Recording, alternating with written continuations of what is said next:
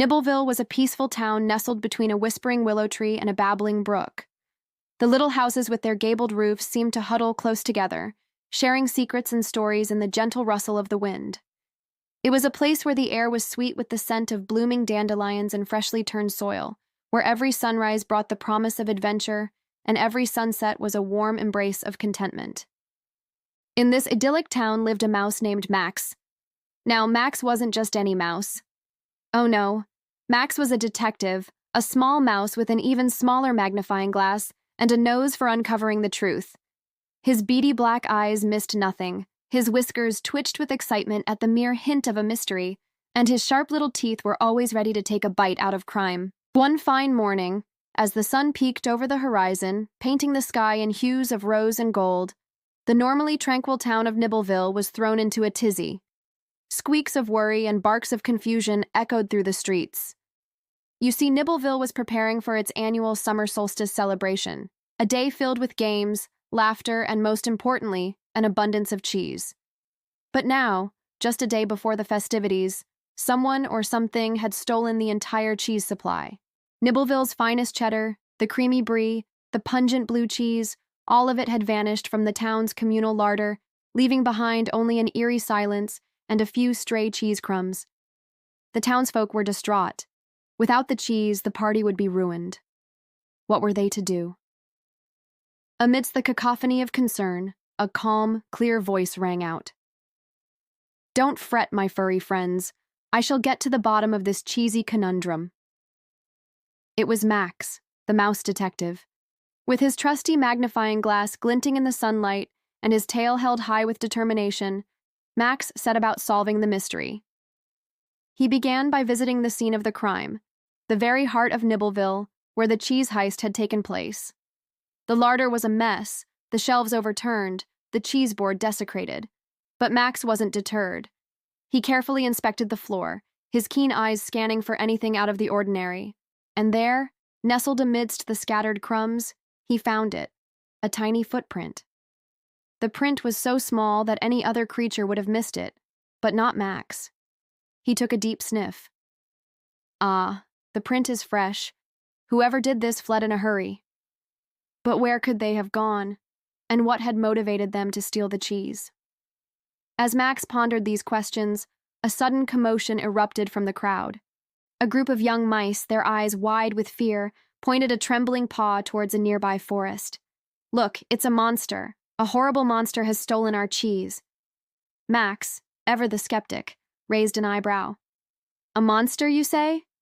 Very well, let's pay this beast a little visit." With that, Max, accompanied by the timid mice, ventured into the woods.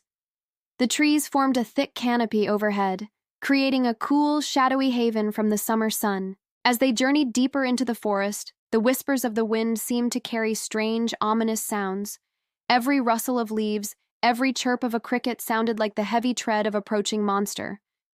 Yet Max pressed on, his determination unwavering. Suddenly, the young mice stopped dead in their tracks, their eyes fixed on a sight before them. There, in the middle of a clearing, sat a small house, neat and tidy, yet strangely devoid of any light or sound. The door, ajar, seemed to invite them in. "Perhaps the monster has retreated here," one of the young mice whispered, his voice trembling.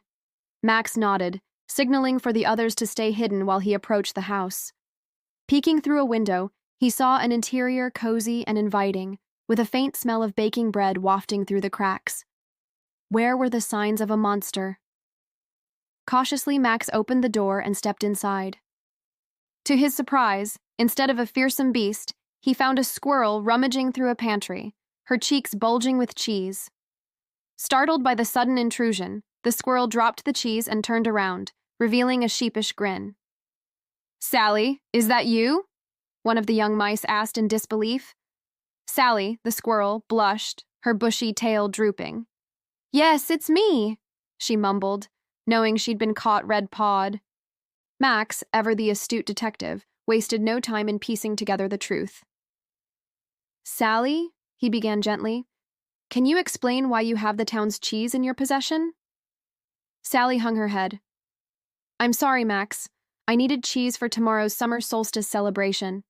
I was making my famous cheese pie, and in a moment of absent-mindedness, I borrowed the cheese without asking. Max understood. Sally wasn't a malicious thief, just a forgetful squirrel with a penchant for baking.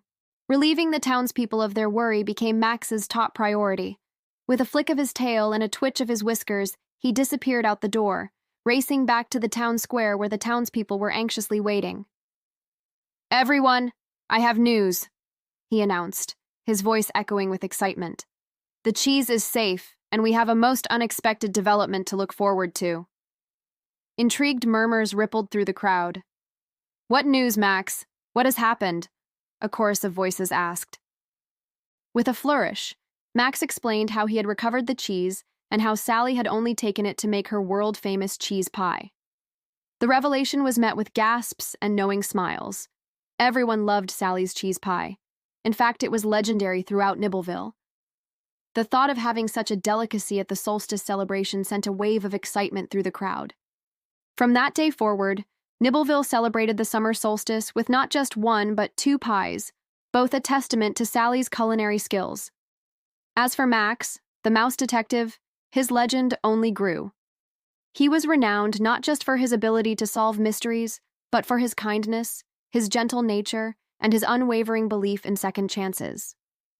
The tale of Max the Mouse Detective serves as a reminder to us all that the greatest mysteries are often solved not with brute force or trickery, but with a keen eye for detail, a curious mind, and a compassionate heart. Through Max's adventures, children learn valuable lessons about problem-solving, observation skills, and the importance of kindness. The story encourages young readers to embrace curiosity, to be observant of their surroundings, and to approach problem-solving with a gentle, thoughtful approach, just like Max. So if you find yourself in a puzzling situation, remember the wise words of Max the Mouse Detective. Don't fret, my furry friends. I shall get to the bottom of this cheesy conundrum. With a sprinkle of curiosity, a dash of kindness, and a whole lot of heart, you might just find yourself unraveling mysteries with the same finesse as Max. And so the legend of Max the Mouse Detective continued to be told, and retold in Nibbleville, each retelling adding a new layer of admiration and affection for the small mouse with the big heart. His name became synonymous with justice, fairness, and most importantly, friendship. After all, being a good detective wasn't just about solving mysteries. It was about helping others and making their world a better place, one mystery at a time.